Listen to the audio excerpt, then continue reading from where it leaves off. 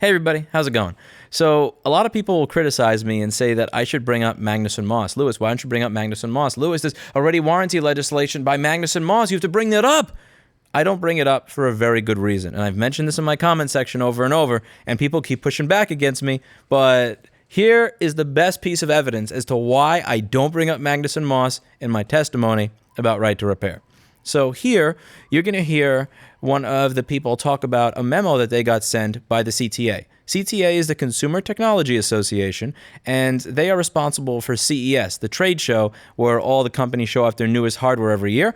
They also hired the lobbyist of TikTok fame that you all likely remember from the Washington hearing. What I will say is that supercomputer that's in your pocket, which you say is an iPhone, repair that phone and do it under warranty so that you can still feel confident that what you're getting back is a phone that does not have TikTok put onto it. They had someone show up at the Washington hearing and then 2 days later in the Maine hearing. So they got their bases covered. They got their lobbyists all over the country, making sure they show up at every hearing. That being said, let's go to what happened in today's Maine work session. The other item that I passed out is a memo that was emailed to me this morning by the Consumer Technology Association, and it has to do with warranties and whether repairing screens would void a warranty under current federal law, specifically the Magnuson-Moss Act. I added an attempt at some language around warranties, so making clear that changing out a screen or having a third-party entity do a screen change wouldn't void the warranty. I think that the thing I would want to emphasize to the committee is that I'm not sure that this makes much of a difference, if any difference, in the current state of things, because the Magnuson-Moss Act, I think, would already get us here. I'm not sure that this language takes us any further than federal law already does. So I think they're related issues, but they're also separate issues. So I just wanted to make sure that that's clear. Here we are, we're working on creating language for a Maine state law that does nothing different that the federal law already does. Is that roughly correct?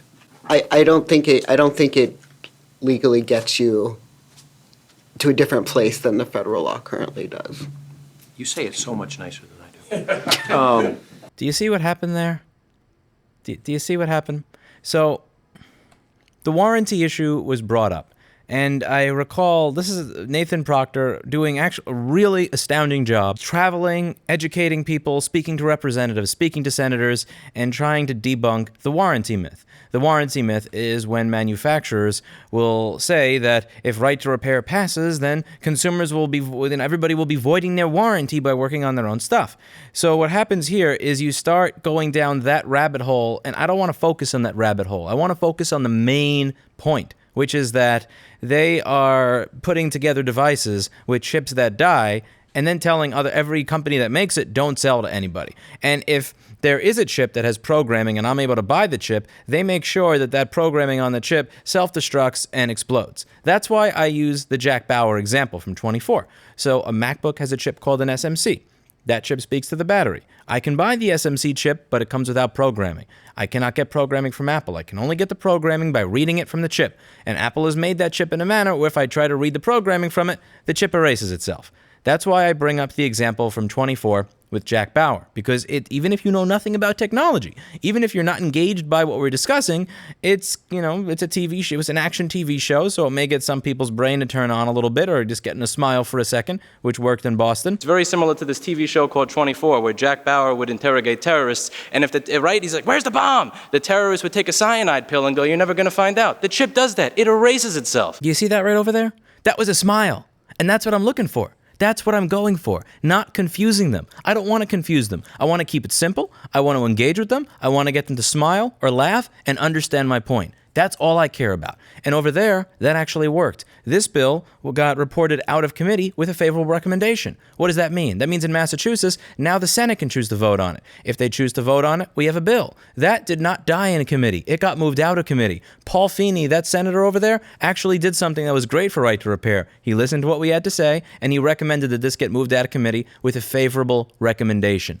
That works. Talking to them about 40-year-old legislation that covers warranty or what? No. I want to get to the point. I want to get to the point quickly. I want to get them to somewhat laugh while we're getting to the point so that they actually stay engaged. Because once I get them to smile, once I get them to laugh, I have a co-sponsor and I have somebody who's willing to vote yes on the bill. If I start confusing the issue by discussing 42-year-old legislation and warranty, then I've created this, now I'm starting to walk them down the road of, does this bill have to do with warranty? And, oh, well, I guess this bill just covers legislation that already exists, so why bother?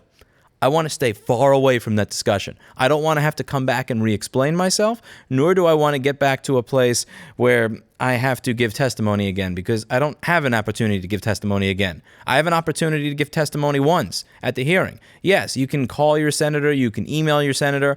I emailed several members of the committee here. I emailed the chair. I never heard back. I don't expect to have the opportunity to explain myself more than once, which is why I do my best to get out as much information as possible to make it as simple to understand on the first go. Because if I lose on that first go, this happens, and now, well, you've got them laughing for a different reason now, which is that they believe this bill is a waste of their time. I don't think it legally gets you to a different place than the federal law currently does. You say it so much nicer than I do. Because the whole concept of warranty is there to muddy the waters. That's why they bring it up, so that we start talking about warranty rather than what the bill is actually supposed to be for. This bill is supposed to be designed to help us be able to purchase parts, schematics, and diagrams so we can do our job. So that when your $4,000 device dies, you're not stuck with the one option of a $1,500 repair because I can't buy a chip.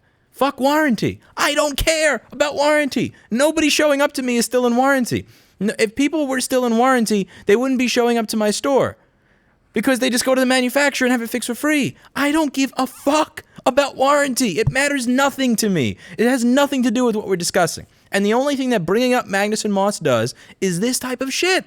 It confuses people. They're not technically savvy. They want to get on to talking about other stuff. Let's face it, when it comes to politics and legislation nowadays, immigration, healthcare, abortion, these are the issues that get all the attention. This whole like chipsets in my phone thing, it's not something that gets a lot of attention. So if I give them any excuse, any ability to kind of go off course, that's what happens. And that's what happened here. Now we're talking about warranty. So we're talking about warranty. Oh, well, so let's make sure this bill allows people to get stuff fixed and not have the warranty voided. Oh, that's what the bill is for. Wait a second, there's a federal law that already does that? Oh, then why are we here? Oh, I guess there's no reason for us to be here. Let's table it. Do you see why I don't bring up Magnuson Moss? Do you understand? Trust me, if you're a technical person that actually was read through and understands the issue, I understand why you want me to bring up Magnuson Moss.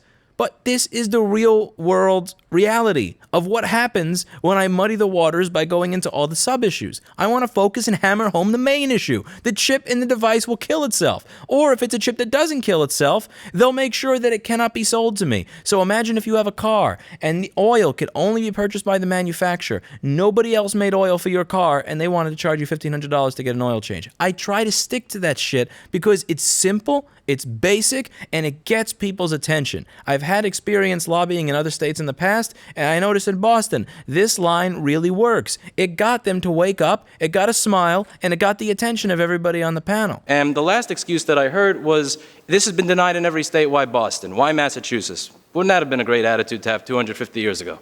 That's it. Thank you for your testimony. Whereas this, when I talk about when I go into the super technicalities of a law that was on the books 40 years ago, this is what happens. And we already saw that there were questions from the last work session where people had this strange idea that warranty had anything to do with this. Someone brought up that, well, if you haven't if it hasn't been run over, Apple will cover it under warranty. So I don't really know what this bill is for. Well, I'm glad to hear that information you found, Sam, that as long as the phone isn't damaged, that is replaced by Apple, and I would be interested in hearing, as Representative Steck has asked, from the other companies to make sure that is true, and that would really, I think, make this bill unnecessary. I don't want to bring up the W word. I have no interest in bringing up the W word. Fuck the warranty. This bill is about getting data back, which warranty doesn't do. This bill is about what happens when you drop the shit off a balcony or toss your phone in the ocean. I'm not interested in discussing warranty here because warranty is not a problem. When you bring up anything outside of a very narrow scope, this is what happens. The issue becomes muddied, and guess what, CTA? You won. You won this round. You tricked everybody up there into believing this bill has something to do with warranty. And then you said, well, your bill has something to do with warranty. That's what we're focusing on, but this federal legislation already covers it. So why bother? You win. You're clearly a better lobbyist than Charlie Brown. My hat's off to you. But that's something that you should think about before you go to CES next year. Just my opinion. That's it for today. And as always, I hope you learned something.